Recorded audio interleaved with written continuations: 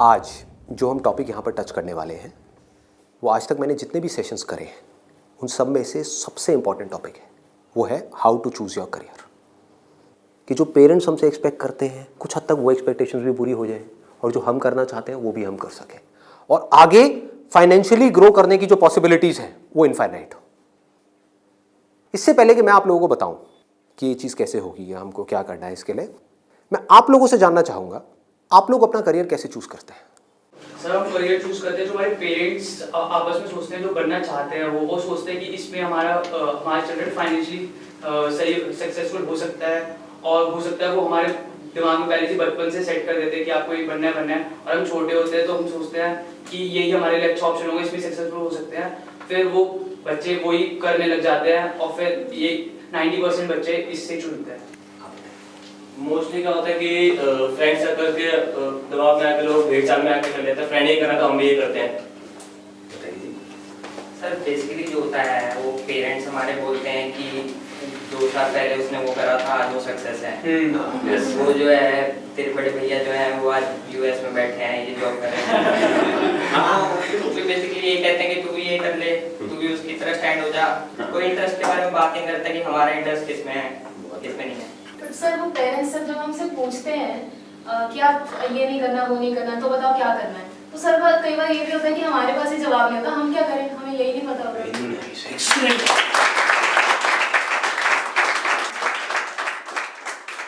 इसमें गलती पेरेंट्स की भी नहीं है। जैसे मैं आपको बोलता हूँ कॉमर्स, कुछ लिमिटेड ऑप्शंस माइंड में आते हैं। क्या आते हैं? सीए आता है और बीकॉम आता है और बीबीए आता है, एमबीए आता है, सीएफए आता है और कोई ऑप्शन आता है? आता ही नहीं है। तो ध्यान से देखो क्या हो रहा है। हम सब बच्चों की सोच एक जैसी है, सब पेरेंट्स की सोच एक जैसी है। तो ये पेरेंट्स की सोच किसने बनाई? क्या उनकी गलती है? इस पूरी की पूरी सोसाइटी ने मिलकर बनाई। पेरेंट्स की सोच बनी और पेरेंट्स से बचपन से आज तक जो उन्होंने सुना देखा करा वहां से आपकी सोच बनी आपके पेरेंट्स से। तो अल्टीमेटली आप में और आपके पेरेंट्स में कोई फर्क नहीं है, उनको ब्लेम मत करो। आपकी सोच भी उनके जैसी ही है। अगर नहीं है तो बताओ कोई और ऑप्शंस। नहीं आते ना माइंड में? साइंस में बोलता हूं, साइंस बैकग्राउंड, क्या ऑप्शंस आते हैं माइंड में? इंजीनियरिंग। इंजीनियरिंग में भी क्या आता है? जैसे इंजीनियरिंग वर्ड आता है क्या आता है माइंड में? आईआईटी आता है। ठीक है। मेडिकल में क्या आता है? एमबीबीएस, सर्जन्स और कुछ? No sir. बस यही है। देखो हमारी सोच कितनी लिमिटेड हो गई है। माइंड में कुछ आता ही नहीं है तो करेंगे कैसे? आपके माइंड में कुछ आएगा तभी तो वो चीज होगी। अगर माइंड में हिमालय नाम का पहाड़ होगा तभी तो उस पर चढ़ोगे। माइंड में हिमालय है ही नहीं तो कैसे चढ़ोगे? वहां तक जाना तो बहुत दूर की बात है। क्या करोगे? तो क्या होगा आपके साथ में? वही जो उन सब लोगों के साथ में हो रहा है जिनकी सोच ऐसी है। अपने आसपास में देख लो क्या हो रहा है उन लोगों के साथ में। अगर हम चाहते हैं हमारे साथ में कुछ अलग हो तो हमें क्या करना पड़ेगा? अपनी सोच को तोड़ना पड़ेगा। सबसे पहले समझेंगे कि एग्जैक्टली हो क्या रहा है, फिर ये देखेंगे कि हम क्या कर सकते हैं और क्या करना है। इसको आप पीछे सर्कुलेट कर दीजिए।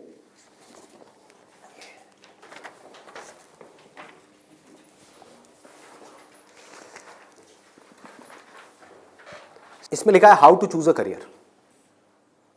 अच्छा, पढ़ाई में हमको आगे बढ़ने के लिए मान लो जैसे मैंने बोला साइंस बैकग्राउंड, तो माइंड में क्या आया? इंजीनियरिंग आया, इंजीनियरिंग से आईआईटी आया, आईआईटी से कोटा आया, या और ये जो तैयारी वाले इंस्टीट्यूट्स हैं वो आए, वहाँ पर जाओ जा करके तैयारी करो, यही सब होता है। तो अब अगर आपको इस रास्ते पे सक्सेसफुल होना है कि मतलब आपको आईआईटी में पहुँचना है, आईआईएम्स में पहुँचना है, मेडिकल में टॉप कॉलेज में पहुँचना है, तो क्या चाहिए? हार्डवर्क से काम हो जाएगा। आराम से सोचो, आराम से सोचो। ये जो सोच है ना हमारी वो बड़ी खतरनाक बनी हुई है। उसी सोच पे क्वेश्चन मार्क लगाना है। हार्डवर्क सबसे ज्यादा कौन करता है? एक रिक्शे वाला, लेबरर सक्सेसफुल हो जाता है वो। ऐसे बच्चे देखे हैं जो बहुत हार्डवर्क करते हैं और तब भी नहीं हो पाता उनका, और ऐसे बच्चे हैं जो इतना हार्डवर्क नहीं करते हैं, अपनी लाइफ में एक बैलेंस बनाते हैं, मतलब घूमते फिरते भी हैं, मजे भी करते हैं, साथ साथ में पढ़ाई भी करते हैं और वो टॉप कर जाते हैं। तो इसका मतलब क्या है? हार्डवर्क पे क्वेश्चन मार्क लगाओ। हार्डवर्क इंपॉर्टेंट है, लेकिन हार्डवर्क भी अगर सही डायरेक्शन में ना किया जाए तो बकवास है। समझ रहे हो? सक्सेस यहां है, आप वहां भाग रहे हो पूरी जान लगा करके पागलों की तरह, कभी सक्सेसफुल हो सकते हो? हार्डवर्क तो कर रहे हो, क्यों नहीं हो सकते? डायरेक्शन ही गलत है। सबसे पहले क्या चाहिए? एक सही डायरेक्शन चाहिए, सबसे पहले, मोस्ट इंपॉर्टेंट। मतलब कि जिस डायरेक्शन में हम भाग रहे हैं, पहले हमको उसको समझना है कि हम सही डायरेक्शन में भी भाग रहे हैं या इसलिए भाग रहे हैं क्योंकि सब भाग रहे हैं। या ये कहो, हो सकता है ये जो सब भाग रहे हैं उसमें से कुछ लोगों के लिए वो डायरेक्शन सही हो, हमारे लिए गलत हो। समझ पा रहे हो? पता कैसे चलेगा कि कैसे पता लगेगा? एक्सीलेंट। देखो क्या है, सिर्फ 2 पैरामीटर्स हैं जिसके ऊपर हमको दिमाग लगाना है। एक है कंपटीशन, एक है कंसंट्रेशन पावर। जहां पर भी कंपटीशन ज्यादा है, मतलब क्या है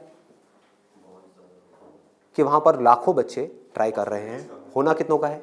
1%, 2%, 3%। रियलिटी है। मैं कुछ भी हाइपोथेटिकल बात नहीं करूंगा। क्या ये जो लाखों बच्चे ट्राई करते हैं, कोई भी ये सोच करके ट्राई करता है, लाखों रुपए जा करके कोचिंग इंस्टीट्यूट में स्पेंड करता है कि मेरा नहीं होगा? देखो कितना मजेदार है। मतलब लाखों को यह लग रहा है कि हमारा हो जाएगा। तो अब सबसे पहला यहां पर जो क्वेश्चन पूछना है, जो ना अभी पेरेंट्स पूछ रहे हैं ना बच्चे खुद पूछ रहे हैं, वो अपने आप से पूछना है। वो ये कि मेरी कंसंट्रेशन पावर्स कैसी है। सिंपल है ना, इसमें कोई कॉम्प्लिकेटेड है? कि अगर आपको इन कॉम्पिटिटिव एग्जाम्स में कॉम्पीट करना है, दिन में 10-10 घंटे पढ़ना है, 15-15 घंटे पढ़ना है, उससे भी काम नहीं होने वाला, क्योंकि बहुत लोग पढ़ते हैं फिर भी नहीं कर पाते। तो इसका मतलब क्या है? आपको अपने आप से सच बोलना होगा। अब ये बड़ा टेढ़ा काम है, क्योंकि दुनिया में हमारी आदत क्या पड़ी हुई है? झूठ बोलने की। हाँ, किसी से भी जा करके पूछो, हाँ भाई तेरे में पोटेंशियल है, कर लेगा आईटी? हाँ मैं तो कर लूंगा, मैं तो कर लूंगा। फिर हुआ क्यों नहीं? हुआ क्यों नहीं? अरे वो लक साथ नहीं हो पाया, कोई वजह होगी, नहीं हो पाया। मतलब क्या था? डायरेक्शन ही गलत थी, स्टार्टिंग ही गलत हो गई। अब आप कैसे ये डिसाइड करोगे कि आपकी कंसंट्रेशन पावर स्ट्रांग है या नहीं है? माइंड की थोड़ा सा डेप्थ में जाते हैं। कैसे डिसाइड करोगे? जब भी आप किसी कॉम्पिटिटिव एग्जाम में कॉम्पीट कर रहे हो, तो आपको ये देखना होगा आपके कॉम्पिटिटर्स कौन है। फॉर एग्जाम्पल, आप एक रेस में भाग रहे हो, आपके साथ में कोई एथलीट है जिसने 10 साल प्रैक्टिस करी है रेस में भागने की। आप कभी नहीं भागे, धीरे धीरे जॉगिंग करी है, लेकिन रेस में कभी तेज नहीं भागे। जीत पाओगे उससे? करो हार्डवर्क। वो 10 साल से भाग रहा है और वो रुकने वाला नहीं है, उसके पास में पूरा का पूरा एक मोमेंटम है। वो अगले 2 साल तक भी ऐसे ही भागने वाला है जैसे वो 10 साल से भागता आया है। आप अभी भागना शुरू कर रहे हो, तो पहले अपनी कंसंट्रेशन पावर्स को कंपेयर करना है किसी और के साथ। That is going to be a realistic solution. एक है थियोरेटिकल सोल्यूशन। थियोरेटिकल क्या है? माँ बाप कह रहे हैं बच्चों को भागो, बच्चे भी अंदर से कह रहे हैं भागो। यही हो रहा है, करेंगे करेंगे करेंगे करेंगे करेंगे, चार्ज अप हुए पड़े हैं पागलों की तरह। इनको ये नहीं समझ पा रहा कि मेरे अंदर वो स्ट्रेंथ है भी या नहीं है। बहुत बारीक बात है, अगर इसको हमको समझ आए तो। एक बॉक्सिंग रिंग में आप हो, ठीक है, तो सामने देखो कि जो बॉक्सर है वो है कौन जिससे आप लड़ने के लिए जा रहे हो। इसी को तो कंपटीशन बोलते हैं। तो अगर उस कंपटीशन को आपको जीतना है, और जीतना ही है, हारना किसको है? किसको अपने माँ बाप के पैसे डुबोने हैं? किसको अपनी लाइफ खराब करनी है? जीतना ही है। तो जीतने का क्या तरीका है? पहले अपने कॉम्पिटिटर्स की स्ट्रेंथ को समझ जाओ। समझ लो कि आप कॉम्पीट कर किसके साथ में रहे हो। वो कैसे समझोगे? रियलिस्टिकली अपने आप से पूछो, अपने स्कूल के बैकग्राउंड के बेस पे या जो भी आज तक आपने किया है उसके बेस पे। कुछ बच्चे होते हैं जिनको एक चैप्टर है, मान लो एक बुक में, उसको पूरा याद करने में या समझने में 1 घंटा लगता है। आपको कितनी देर लगती है? 5 घंटे, 6 घंटे, 10 घंटे या आधा घंटा? ये पूछो अपने आप से। Then you will be able to जज your strength in comparison to your competitors. ये जो 13 लाख बच्चे हैं, इसमें से 10% बच्चे ऐसे हैं जिनकी कॉन्सेंट्रेशन पावर्स एक्स्ट्रा ऑर्डिनरी है। उनसे अगर आप कॉम्पीट कर रहे हो तो एटलीस्ट आपकी कॉन्सेंट्रेशन पावर्स एक्स्ट्रा ऑर्डिनरी होनी ही चाहिए। और कॉन्सेंट्रेशन पावर एक दिन में एक्स्ट्रा ऑर्डिनरी नहीं होती है, ये प्रैक्टिस है। मतलब उन्होंने कई सालों तक इसकी प्रैक्टिस करी है, तब जाके उनकी कॉन्सेंट्रेशन पावर एक लेवल तक पहुंची है। तो आप अपने आप से ईमानदारी से सवाल पूछो तो सही कि आपकी कॉन्सेंट्रेशन पावर है कैसी। अगर एक्स्ट्रा ऑर्डिनरी है और आप ऐसे कंपटीशन में जा रहे हो जहां पे कंपटीशन बहुत हाई है, तो आपके सक्सेसफुल होने के क्या चांसेस हैं? क्या 100% है? पूछो अपने आप से, दिमाग को खोलो। दिमाग बंद हुआ पड़ा है लोगों का। आईआईटी में लोग कहाँ से आते हैं? सिर्फ दिल्ली से आते हैं, सिर्फ बॉम्बे से आते हैं? कहाँ से आते हैं? ऑल ओवर इंडिया से। मान लो 1 लाख बच्चे ऐसे हैं इंडिया में अलग अलग स्कूल्स में जो अपनी अपनी क्लास में टॉपर हैं। उनको क्या लग रहा है कि मेरी स्ट्रेंथ बहुत तगड़ी है। ये बात हो रही है टॉपर्स की। लेकिन जब वो जाएंगे कॉम्पीट करने तो और भी ऐसे टॉपर्स आए होंगे जो उनसे भी आगे होंगे। आप समझ गए? तो यहां पे आपने क्या किया? एक बहुत बड़ा काम कर दिया, अपने आप से सच बोल दिया और यही सच जा करके अपने घर वालों को बोल दिया। इससे क्या होगा? आप एक ऐसे कंपटीशन से बच सकते हो जहां पर आपके हारने के चांसेस बहुत ज्यादा है, क्योंकि एक्चुअल में कंपटीशन है किसके बीच में? देखो, उन लोगों के बीच में जिसमें पोटेंशियल है। एक रेस हो रही है ओलंपिक्स में, वो किसके लिए है? जिसने बहुत प्रैक्टिस करी है, जिसके अंदर पोटेंशियल है, स्टैमिना है, फोकस करने की पावर्स है, डिस्ट्रैक्शन से वो अपने माइंड को हटा सकता है, उसके लिए है ना। सबके लिए तो नहीं है। अगर सबको भगा दिया जाए उस रेस में तो क्या होगा? क्योंकि उसमें जीतने के बाद गोल्ड मेडल मिलता है, अखबार में फोटो आती है। अखबार में फोटो आती है ना, इन कोचिंग इंस्टीट्यूट्स की फोटो आती है, नाम लिखे होते हैं, ऑल इंडिया रैंक ये है, ये है, ये है। उसको देख करके क्या होता है माँ बाप की हालत? उनको उसकी फोटो नहीं दिख रही होती, अपने बच्चे की फोटो दिख रही होती है। यहाँ पे आने वाले इतने साल बाद मेरे बच्चे की फोटो होगी, मेरी बेटी की फोटो होगी, उसकी ये रैंक होगी। यहाँ से क्या हो रहा है? हम अननेसेसरी अपनी एक ख्याली दुनिया खड़ी कर रहे हैं। पेरेंट्स ने अपने दिमाग में एक ख्याल बना लिया। अब यहाँ तक प्रॉब्लम नहीं है, उन्होंने वो ही किया जो होना था। सबके साथ होता है, कौन नहीं चाहेगा? गड़बड़ कहाँ हुई? आप भी इस खेल को नहीं समझ पाए, आप समझ ही नहीं पाए हो क्या रहा है। ये जो कोचिंग इंडस्ट्री है आज की डेट में 1.5 लाख करोड़ की इंडस्ट्री है। ये पैसा कहाँ से आ रहा है? हम सबसे आ रहा है, हमारी जेब से आ रहा है। तो अगर इस खेल को हम समझ जाएं, हमारे पेरेंट्स नहीं भी समझ पा रहे क्योंकि वो तो सपने देखेंगे ही, और हम जाकर के बोले ये सपना आप अभी रोक दो, उस पर लगाम लगाओ, देखो पहले कि आपका बच्चा कहाँ स्टैंड करता है।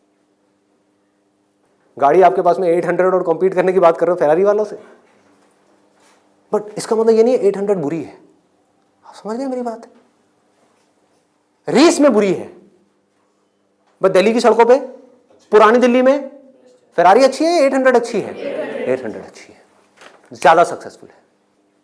बट वही अगर उस रेस में चली जाए जिसमें सब भाग रही हैं और सारी 800 नहीं है, फरारीज है, एक से एक फरारीज है, किसमें कितनी आग लगी हुई है वो आपको पता ही नहीं है। आप समझ पा रहे हो? कोई आ रहा है कहीं से, उस बच्चे में कितनी आग है और कितना पोटेंशियल है वो आप सपने में भी नहीं सोच सकते, और आप उससे लड़ने की बात कर रहे हो। किस बेस पे? क्योंकि मेरे घर वालों ने ये सपना देखा है और मुझे सपने को सच करना है। पोटेंशियल है या नहीं है? पूछो अपने आप से, तो आपको क्लियर कट जवाब मिलेगा। क्लियर कट 10% लोग ऐसे होते हैं जिनमें एक्चुअल में पोटेंशियल है इन एग्जाम्स में कॉम्पीट करने का। तो if you are there in that top 10% category, तो अब आपका हार्डवर्क यहां पे काम आने वाला है। Depending upon your hard work, बशर्ते आपके अंदर पोटेंशियल हो। फॉर एग्जाम्पल फेरारीज की रेस हो रही है, उसमें आपने पूरी जान लगा दी, एक सेकंड के लिए भी डिस्ट्रैक्ट नहीं हुए। ठीक है, डिस्ट्रैक्ट होने में 1 सेकंड लगता है। डिस्ट्रैक्शंस वाला मेरा सेशन है पावर ऑफ फोकस, वो देखा होगा आप लोगों ने। बहुत तरह की डिस्ट्रैक्शंस है। मान लो आप हो तो फेरारी, लेकिन डिस्ट्रैक्ट हो गए, रुक गए, रेस यहां हो रही है, आप यहां चले गए, आउट है कि नहीं? तो आपको पूरी तरह से फोकस्ड रहना पड़ेगा, हार्डवर्क करना होगा, डेडिकेशन चाहिए, डिजायर चाहिए, सब कुछ चाहिए। लेकिन सबसे पहले क्या चाहिए? इंजन में दम होना चाहिए, अंदर वो पोटेंशियल होना चाहिए, एक्स्ट्रा ऑर्डिनरी कॉन्सेंट्रेशन पावर्स होनी चाहिए। ये बात हमको समझ क्यों नहीं आ रही है? अब क्यों चाहिए कॉन्सेंट्रेशन पावर्स? कभी सोचा है? 2 तरह के काम है इस दुनिया में, एक वो जिसमें हमारा इंटरेस्ट है, दूसरा वो जिसमें इंटरेस्ट नहीं है। जहां इंटरेस्ट नहीं है वहां पर कॉन्सेंट्रेशन पावर्स का स्ट्रांग होना बहुत जरूरी है, जहां है वहां पर नहीं है, क्योंकि वहां तो ध्यान लग जाता है।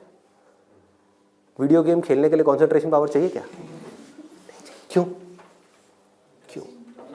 इंटरेस्ट है तो वहां पर कॉन्सेंट्रेशन हो जाता है, खेलने में कॉन्सेंट्रेशन हो जाता है, और बहुत सारी चीजों में कॉन्सेंट्रेशन हो जाता है। पढ़ाई में हमें कॉन्सेंट्रेट करना पड़ता है, और चाहिए ही चाहिए, क्योंकि पढ़ाई में 99.99% लोगों का इंटरेस्ट नहीं होता। तो कैसे पढ़ाई में क्रैक कर पाएंगे? तब जब अपने ध्यान को ऐसी जगह पे रोकना आता हो जहां पे हमारा इंटरेस्ट नहीं है। और ऐसी स्ट्रेंथ कितने लोगों में होती है? सच सच बताना आज, मतलब ईमानदारी से, आप में से कितने हैं यहां पर जो आप क्लेम कर सकते हो कि मेरी जो कॉन्सेंट्रेशन पावर्स हैं वो एक्स्ट्रा ऑर्डिनरी है? ऑनेस्टली आपकी है, let's give a big hand for it. हम सब में से सिर्फ एक की, और ट्राई कौन करते हैं? सब करते हैं। मेजॉरिटी ऑफ पीपल, सब तो नहीं कह सकते, मेजॉरिटी ऑफ पीपल करते हैं। है ना खतरनाक खेल। और एक बहुत बड़ी चीज हुई है अभी यहां पर, आप में से सिर्फ एक ने अपना हाथ उठाया, बाकी ने नहीं उठाया। इसका मतलब आपने क्या किया? सच बोल दिया, एक्सेप्ट कर लिया। अगर अपने घर पे भी एक्सेप्ट कर लो तो क्या होगा? खेल शुरू होने से पहले ही खत्म हो जाएगा। अगर ये मेजॉरिटी ऑफ बच्चों को समझ आ जाए, इंडिया में लाखों बच्चे मेरी वीडियोस देखते हैं, उनको ये समझ आ जाए और वो अपने आप से सच बोल दें, अपना हाथ ऊपर ना करें, अपने घर पे जाकर के बोल दें मेरी कंसंट्रेशन पावर एक्स्ट्रा ऑर्डिनरी नहीं है। हाँ, मेरी क्लास में कुछ 4 बच्चे हैं, उनकी है, और वो भी कॉम्पीट करने जा रहे हैं, उनको करने दो। मुझे नहीं लगता कि मैं जीत पाऊंगा इस खेल में। हाँ, कुछ और ऐसे खेल हैं जहां पर मैं फाड़ दूंगा, तो क्या होगा? अब क्या आपके पेरेंट्स भेजेंगे आपको? पहले ही बोल दो, आपने भेजना है भेज दो, लेकिन आपका पैसा डूबेगा। 5 लाख डुबोने हैं, डुबो दो। भेजना है भेज दो, मुझे पता है मेरा नहीं हो पाएगा। ये झूठ है, ये नेगेटिव थिंकिंग है, या ये रियलिस्टिक थिंकिंग है? समझो, realistic thinking, that is the biggest thing जो हमको समझना है। पॉजिटिव थिंकिंग का लोग मतलब क्या निकालते हैं कि मेरे पास में मारुति 800 है, और मैं ये एक्सेप्ट ही ना करूं कि मेरे पास में मारुति 800 है, मैं अपना एक ख्याल बना लूं कि मेरे पास में फेरारी है, और जाकर के कॉम्पीट करूं ऐसे लोगों के साथ में जिनके पास में एक्चुअल में फेरारी है। फर्क पता लग रहा है? और ऊपर से अपने आप को पॉजिटिवली अंदर से मोटिवेट करता रहा हूं। घर वाले भी मुझे रोज फोन करके, नहीं बेटा तू कर सकता है, कर सकता है, कर सकता। रियलिटी को देखो ही ना, अपनी स्ट्रेंथ को देखो ही ना, अपनी आंखें बंद कर लो, सच बोलो अपने आप से। जीत सकते हो तो लड़ो, नहीं जीत सकते तो कोई ऐसी जगह पे जाओ जहां पे आप जीत सकते हो, या बेटर स्टिल जहां पे कोई कंपटीशन ही ना हो। आगे बढ़ते हैं। दूसरा क्या है? ये तो हो गई पहली कैटेगरी, एक्स्ट्रा ऑर्डिनरी, जो यहां पर अभी कोई भी नहीं मिला, सिर्फ एक मिला है।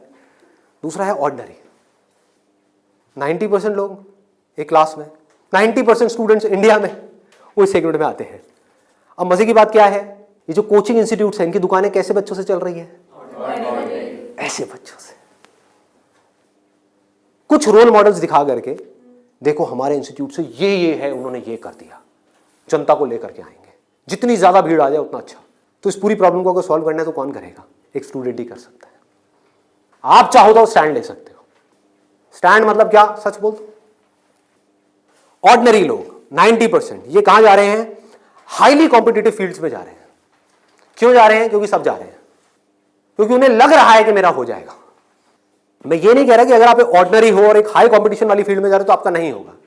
I am not saying that the possibility is 0%, I am saying possibility is 1%। Genuine है वो भी तब है अगर आप मेहनत करो तो। अगर वहां जाकर के मेहनत ही ना करो तब तो बिल्कुल नहीं होगा। अगर आप बहुत मेहनत करो तो 1%। क्योंकि मैं हिम्मत नहीं तोड़ूंगा ऐसे लोगों की। लाखों ऐसे स्टूडेंट्स हैं जो आज की डेट में ऐसा कर रहे हैं। बट ये वीडियो मैं सिर्फ अभी करंट सिचुएशन के लिए नहीं बना रहा, मैं आगे तक देख रहा हूँ। आने वाले 20 साल, 50 साल, 100 साल आगे तक देख करके चल रहा हूँ कि इंडिया की प्रॉब्लम्स का अगर हमको सोल्यूशन निकालना है, अनएम्प्लॉयमेंट का सोल्यूशन निकालना है, डिप्रेशन का सोल्यूशन निकालना है, तो वो सोल्यूशन क्या है? मेरी सोच वहां पर चल रही है। इसकी वजह से होगा क्या? अभी जो ऑलरेडी ऐसे ऑर्डिनरी स्टूडेंट्स हैं और वो ऐसी जगह पे चले गए हैं, तो उनकी हिम्मत टूट जाएगी इस वीडियो को देख करके। तो मैं उनको क्या कहूँगा? उम्मीद है, लगा दो जान। बस साथ में क्या कहूँगा उन पेरेंट्स को जो अब ऐसा गेम खेलने वाले हैं, उन स्टूडेंट्स को क्या कहूँगा? मोस्ट इंपॉर्टेंट जो मुझे देख रहे हैं, बड़ा सिंपल है कि अपने पेरेंट्स को जाकर के कहो मुझे नहीं लगता कि मेरे में पोटेंशियल है, मुझे नहीं लगता कि मैं कर पाऊंगा। हाँ, 1% चांस है। सच बोल दो। बोलो मैं ये नहीं कह सकता मैं कर ही नहीं सकता, 1% चांस, 99% चांस है मैं नहीं कर पाऊंगा। मैं जानता हूं अपने आप को, आप नहीं जानते, मैं जानता हूं। मुझे पता है अंदर से कि मैं क्या हूं, मुझे पता है अंदर से कि मेरे अंदर कितनी आग है, कितना पोटेंशियल है। मैं अपने दोस्तों के साथ में बैठ के पढ़ा हूं, मुझे पता है अंदर से कि मैं क्या हूं। तो आप क्या कहोगे? सच बोलोगे अपने घर वालों को जाके कि देखो अगर आप मुझे 2 साल तक की कोचिंग कराओगे, उसमें मान लो ₹1,00,000 साल की फीस हो गई, प्लस रहना खाना पीना what ever it is, total मान लो 2 साल में कितना खर्चा आया? 4-5 लाख रुपए। 5 लाख मान लेते हैं। तो आप बोलोगे अपने घर वालों को जाकर के, अगर अभी भी ये सब सुनने के बाद भी आप कहते हो कोई बात नहीं बेटा 1% चांस है तू कर ले, तो मैं आपको एक बेटर ऑप्शन देता हूँ प्रैक्टिकल रियलिटी के बेस पे। यहां पे अगर आपके पेरेंट्स आपके ऊपर दाव लगाते हैं, जीतने के चांसेस क्या है पेरेंट्स के? 1:100। इससे बेटर ऑप्शन क्या है? गोवा जाओ। Seriously, I am serious about it, मजाक नहीं कर रहा। गोवा जाओ, वहां पे कैसीनोज हैं। वहां पे अगर आप 5 लाख रुपए लगाते हो, एक रूले करके गेम है, पता है आप लोगों को? सारे जुआरी हैं क्या यहाँ पे? रूले गेम है जिसमें एक बॉल घुमाते हैं, 36 नंबर होते हैं और एक 0 होता है। वहां पे अगर आप 1 नंबर पे पैसा लगाते हो और वो नंबर आ जाता है तो 1 रुपए आपका बन जाता है 36 रुपए। जीतने की प्रोबेबिलिटी क्या है? 1:37। यहां पर क्या है? 1:100। वहां पर क्या है? 1:37, मतलब इससे डबल से भी ज्यादा है। तो अपने पेरेंट्स को सजेशन दो कि जुआ खेलना ही है तो ये बेटर ऑप्शन है, खेलते हैं ना। मेरी जिंदगी क्यों दांव पे लगा रहे हो? मुझे तो बचने दो। अरे खेलना है तो मिलके खेलते हैं। जाओ अपने पेरेंट्स के साथ में, उनको गोवा लेकर के जाओ, अपनी पार्टी करना, और एक दिन जाना ले आकर के 5 लाख रुपए एक टेबल पे रख देना। अगर वो नंबर आ गया तो कोई भी नंबर चूज कर लो। आपके पेरेंट्स चाहते हैं आप नंबर 1 पे आओ, ऑल ओवर इंडिया में आपकी नंबर 1 रैंक आए, तो 1 नंबर पे पैसा लगाओ जुए में।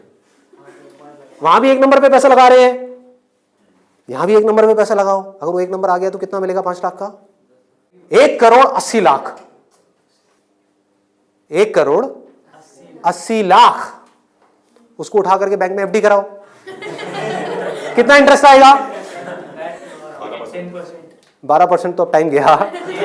आप मान लो टैक्स वैक्स काट के 7-8% भी आ गया आपके हाथ में, महीने का 1,00,000 रुपए, साल का 12 लाख रुपए। सोचो क्या ये प्रैक्टिकल है या नहीं है? जो बात मैंने बोली है थियोरेटिकल है, प्रैक्टिकल है। वहां भी जुआ है, यहां भी जुआ है। आप भी बोल रहे हो हाँ शायद मेरा हो जाएगा, पेरेंट्स भी कह रहे हैं हाँ शायद इसका हो जाएगा। प्रोबेबिलिटी हमारे सामने है, आपके होने की जो प्रोबेबिलिटी है वो हमारे सामने है। हाँ अगर आप एक्स्ट्राऑर्डिनरी में हो तो बात अलग है, मैं उसकी बात नहीं कर रहा। वहां पर आ गई 10% से 100%, तो वहां पर जुए का कोई कंपैरिजन नहीं है, ठीक है ना। बट अगर आप ऑर्डिनरी में हो और वहां पर जाकर के आप कॉम्पीट कर रहे हो, इससे बेटर ऑप्शन है जुआ। और घर वाले कहेंगे पैसा डूब गया तो जुए में, तो बोलो वो तो यहां भी डूब रहा है। हाँ? यहां भी तो डूब रहा है। फर्क क्या है? इसको बोलते हैं एक रियलिटी के बेस पर समझ करके सोच करके लिया हुआ डिसीजन। तो अब तीसरा ऑप्शन क्या है हमारे पास में? कोई ऐसा करियर चूज करो, देखो कितना मजेदार है, जहां पे आपको कंसंट्रेशन पावर की जरूरत ही ना हो, not required. If you love singing, concentration power चाहिए क्या? नहीं चाहिए, हो जाएगा। किसी खेलने में इंटरेस्ट है तो वहां पे कंसंट्रेशन पावर बहुत स्ट्रांग चाहिए क्या? हो जाएगा, घंटों तक हो जाएगा। एक है कंसंट्रेट करना पड़ता है, एक है कंसंट्रेशन हो जाता है। दोनों में बहुत फर्क है। इंटरेस्टिंग है तो कंसंट्रेशन हो जाता है, इंटरेस्टिंग नहीं है, बोरिंग है तो कंसंट्रेट करना पड़ता है, फिर चाहे वो पढ़ाई हो चाहे जॉब हो। ये छोटी सी सोच चाहिए, समझ चाहिए। अब यहां पे क्या चलेगा? इन फील्ड्स में कंपटीशन क्या है? आर्ट हो गया, स्पोर्ट्स हो गया, कोई भी क्रिएटिव फील्ड हो गई, वहां पर कंपटीशन क्या है? बहुत ज्यादा है उन लोगों के लिए जो मीडियोकर है। लेकिन अगर आपके अंदर टैलेंट है, कोई कंपटीशन नहीं है, क्योंकि दोनों को आपस में कंपैरिजन किया ही नहीं जा सकता, कोई नंबर्स नहीं है ना। ध्यान से समझो, जैसे आप किसी एग्जाम में जाते हो तो एक कंपेयर किया जा सकता है आपको किसी से, क्योंकि आपके आए 90%, किसी और के आए 99%, तो कंपैरिजन है। टैलेंट में क्या है? आपके अंदर एक तरह का टैलेंट है, किसी और के अंदर और कोई तरह का टैलेंट है। आप जो कर सकते हो वो नहीं कर सकता, वो जो कर सकता है वो नहीं कर सकता। एक सिंगर है उसकी अलग तरह की आवाज है, कोई और सिंगर है उसकी अलग तरह की आवाज है। अब यहां पे भी एक छोटा सा प्रॉब्लम है। प्रॉब्लम क्या है यहां पर? प्रैक्टिकली आप लोग बताओ कि प्रॉब्लम क्या है यहां पर इस तरह का कुछ करने में? स्कोप क्या होगा, क्या नहीं होगा? देखो अगर टैलेंट हो तो स्कोप होगा या नहीं होगा? होगा। बट ऑब्वियस, टैलेंट कैसे डेवलप होता है? प्रैक्टिस। और ये भी तभी काम आएगा जब इंटरेस्ट होगा। समझ गए ना? जितना ज्यादा इंटरेस्ट होगा उतना ही ज्यादा पैशन होगा, जितना ज्यादा पैशन होगा उतना ही ज्यादा पैशन के साथ प्रैक्टिस करोगे, जितना प्रैक्टिस करते चले जाओगे उतना ही टैलेंट बढ़ता चला जाएगा, जितना आपका टैलेंट बढ़ता चला जाएगा आपके लिए कंपटीशन उतना ही कम होता चला जाएगा। क्लियर है ना? बट आप इन सारे रूट से भागने के लिए वहां पर जा रहे हो तो भगवान ही मालिक है आपका। समझ गए? पढ़ाई के टॉर्चर से बचने के लिए जबरदस्ती कोई ऐसा काम नहीं है जो आपको बहुत इंटरेस्टिंग लगता है फिर भी आप कर लो, आप कहो हाँ ये सही है, तो आपका वही हाल होगा जो वहां पे कंपटीशन में बाकी लोगों का हो रहा है। मतलब आपको जेन्युइनली चूज करना होगा कोई ऐसा interest which you are extremely passionate about, extremely passionate about. ठीक है, इससे भी एक स्टेप आगे बढ़ते हैं। यहां पे प्रॉब्लम एक है बहुत सिंपल सी, जो मेरे पास में कमेंट्स आते हैं कि हमें पता ही नहीं है कि ऐसा इंटरेस्ट क्या है। I don't know what that interest is. मेरे लिए ऐसा कोई इंटरेस्ट नहीं है, कोई ऐसा टैलेंट नहीं है, कोई ऐसी स्किल नहीं है जो मैं कह सकूं कि हाँ इसके बेस पे मैं अपनी पूरी लाइफ स्टेक पे लगा सकता हूं। उनके लिए क्या सोल्यूशन है? आपके घर वाले चाहते हैं आपको डिग्री मिले, आप चाहते हो कुछ अपना करना, फाइनेंशियली भी सक्सेसफुल हो जाओ, तो उसका ऑप्शन क्या है? ये रहा। यानी कि आप बहुत ज्यादा टफ एग्जाम्स को क्रैक नहीं कर सकते, बहुत ज्यादा टफ पढ़ाई नहीं कर सकते, लेकिन आप पढ़ सकते हो। तो आप एक ऐसी फील्ड चूज करते हो जहां पे कंपटीशन लो है, जहां पे कंपटीशन कम है, और अगर वहां पर आप स्मार्ट वर्क करने लग जाओ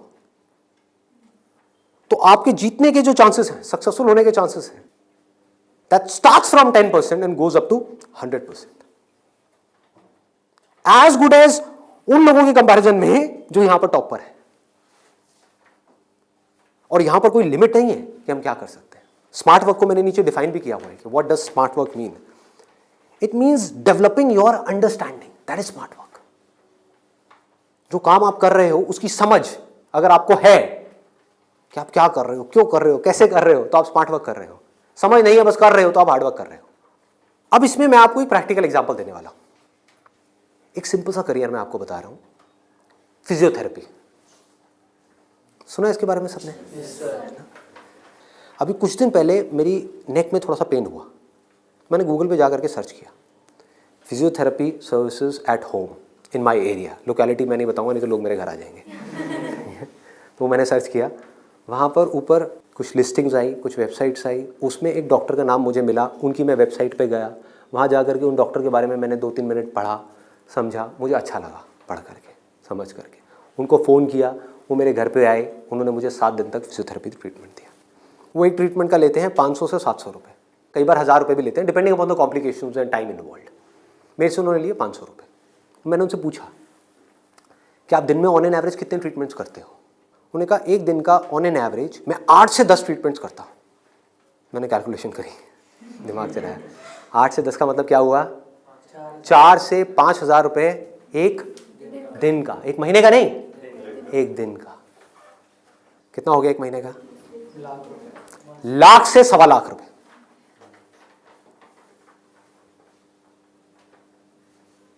अभी उनको 4 साल हुए अपनी फिजियोथेरेपी करे हुए, ये नहीं है कि 40 साल हो गए, 4 साल। समझ रहे हो क्या किया उन्होंने, कैसे किया उन्होंने? वो सब आ जाता है स्मार्ट वर्क के अंदर। उन्होंने हार्ड वर्क नहीं किया, स्मार्ट वर्क किया। ज्यादातर लोग क्या करते हैं, एक हाईली कॉम्पिटिटिव फील्ड के अंदर जाकर के कॉम्पीट करते हैं, वहां होता है नहीं, जाकर के किसी लोकल कॉलेज में फंस जाते हैं, वहां से निकल करके जॉब के लिए धक्के खाते हैं। इसके आगे सोच बढ़ ही नहीं पाती है। जॉब नहीं मिल रही तो दुखी हो जाते हैं, उसके बाद में जब बहुत टाइम तक जॉब नहीं मिल रही होती तो जो भी जॉब होती है, जैसी भी जॉब होती है, कर लेते हैं। होता है प्रैक्टिकली ऐसा है? नहीं होता है। पढ़ाई करिए किसी फील्ड में, जॉब कर रहे हैं किसी और फील्ड में, मतलब जो वो पढ़ाई करी वो बेकार हो गई। स्मार्ट वर्क किसे कहते हैं? आप एक फिजियोथेरेपी कॉलेज में गए, कोई टॉप कॉलेज नहीं जहां पे अगेन कंपटीशन है, किसी लोकल कॉलेज से। क्योंकि कोई भी जब फिजियोथेरेपी कराता है तो पूछता नहीं आपने कौन से कॉलेज से किया है। मैंने नहीं पूछा, कोई नहीं पूछता। तो किसी भी कॉलेज से अच्छे से जा करके आप स्टडी करके आ गए, डिग्री लेकर के आ गए, आप कहीं भी जाओगे कभी भी आपको जॉब तो मिल ही जाएगी, जो सुन करके आपके घर वाले कन्विंस हो जाएंगे, कहेंगे हाँ ठीक है, बैकअप प्लान तो है। तो एक ऐसा रास्ता जहां पर वर्स्ट केस सिनेरियो में आपको जॉब भी मिल जाए, लेकिन बेस्ट केस सिनेरियो की कोई अपर लिमिट ना हो। अब बात आती है कैसे करोगे आप इस चीज को। इसका स्कोप देखो, कि आने वाले टाइम में अभी जितनी तेजी से मोबाइल, लैपटॉप, कंप्यूटर सब लोग इस तरह भाग रहे हैं, सबके ये प्रॉब्लम्स आनी ही आनी है।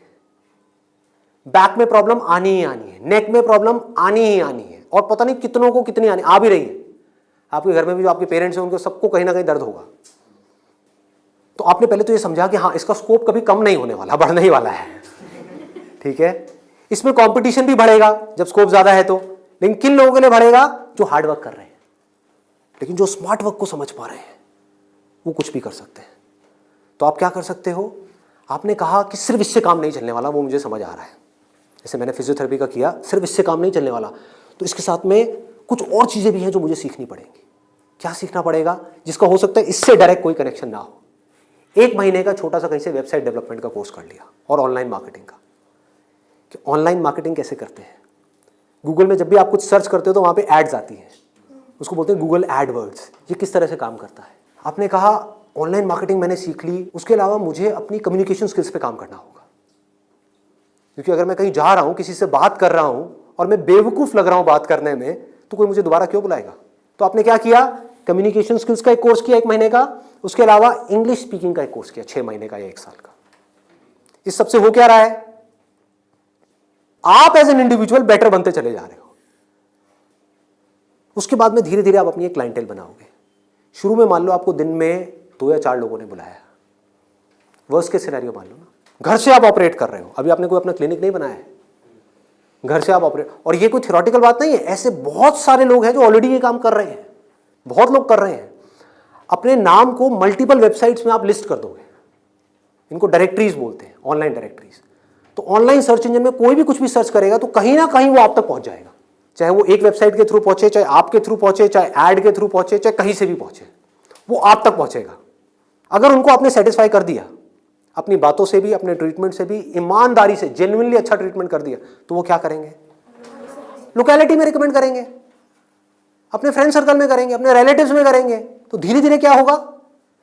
कुछ महीनों में क्या होगा? यहां पे थोड़ा पेशेंस रखना होगा। ये नहीं है सारा काम 1 दिन में हो जाएगा। आईआईटी में भी आपका एडमिशन हो गया तो ये नहीं कि हलवा है वहां से क्लियर करना, 4 साल तक लग करके दिन रात काम तो करना ही पड़ेगा ना, यहां भी करना पड़ेगा। तो आप सीखते जा रहे हो, समझते जा रहे हो, धीरे धीरे आपको कुछ ऐसी टेक्नोलॉजीज के बारे में पता लगेगा, कुछ ऐसे इक्विपमेंट्स के बारे में पता लगेगा। इसमें हजारों तरह के इक्विपमेंट्स हैं, हजारों तरह की चीजें हैं, अलग अलग तरह के ट्रीटमेंट्स के लिए। इतनी बड़ी फील्ड है ये। आप आने वाले टाइम में फिजियोथेरेपी का एक ऐसा क्लिनिक बना सकते हो अपनी सिटी में या कहीं पर भी, जो अपने आप में स्टेट ऑफ द आर्ट हो, मतलब ऐसा जो पूरे इंडिया में ना हो। और क्लिनिक आप ऐसे करते करते धीरे धीरे, अभी 1 दिन में या 2 दिन में नहीं होगा, मान लो 5 साल में होगा, 10 साल में होगा, 20 साल में होगा। क्लिनिक कितना बड़ा हो सकता है, कितने क्लिनिक्स हो सकते हैं, क्या क्या हो सकता है, कोई लिमिट नहीं। अगर कुछ लोग जो मेरी इन बातों को समझ पाए, जो बातें मैं कर रहा हूं, और कुछ ऐसी डायरेक्शन में जा पाए सेंसिबल तरीके से, smartly, not by doing a lot of hard work but by doing smart work, तेजी से आगे बढ़ पाए, तो आने वाले टाइम में यही वो लोग होंगे जो आने वाले टाइम में लोगों के लिए जॉब अपॉर्चुनिटीज क्रिएट करेंगे। अंदर से एक ये फीलिंग होनी चाहिए कि मुझे लोगों की प्रॉब्लम्स को सॉल्व करना है। अगर मैं कर पाया तो मेरी प्रॉब्लम्स तो सारी अपने आप सॉल्व हो जाएंगी, वो लोग करेंगे ना। अगर आपने किसी के दर्द का इलाज कर दिया तो वो आदमी आपको पता है क्या कहेगा? बताओ आपको क्या चाहिए। वो लोग आपके पीछे आएंगे। आपने उनको बोल दिया ना, नहीं मैं आज आपका ट्रीटमेंट नहीं कर रहा, नहीं डॉक्टर साहब आप बताओ कब आओ। मतलब कि अपने आप को अंदर से स्ट्रांग बना लो तो दुनिया भागती हुई आपके पास आएगी। ये एक रास्ता है। एक है अंदर से तो स्ट्रांग बनो मत और दुनिया के पीछे भागते रहो। भैया मेरा कुछ हो सकता है, भैया मेरा कुछ हो सकता है, भैया कहीं लगवा दो, जॉब लगवा दो, भैया ये भैया वो भैया वो। अरे काहे का भैया, समझे? ये एटीट्यूड चाहिए। डंके की चोट पे आप काम करो। मैंने लाइफ में जो भी काम किया है बिल्कुल एटीट्यूड के साथ किया है। ये मैं कर रहा हूं, आपको चाहिए तो लो, नहीं चाहिए तो आगे बढ़ो। Does not make any difference to me, क्योंकि मैं जो कर रहा हूं आई बिलीव इन इट। मैं कोई भीख नहीं मांग रहा हूं आपसे। और बहुत सारे लोग होते थे जिनको मैं मना कर देता था, जो मैं नहीं कर रहा तुम्हारा शूट, और वो जा करके 4 लोगों को पकड़ के ले आते थे, ये बंदा जेन्युइन है, इसमें दम है ना बोलने का। वो दम कहां से आता है? सोच से आता है। सोच को खोलो, बंद करके इसमें मत रहो, फाड़ दो। और फिर भी रहना है तो आपकी चॉइस है।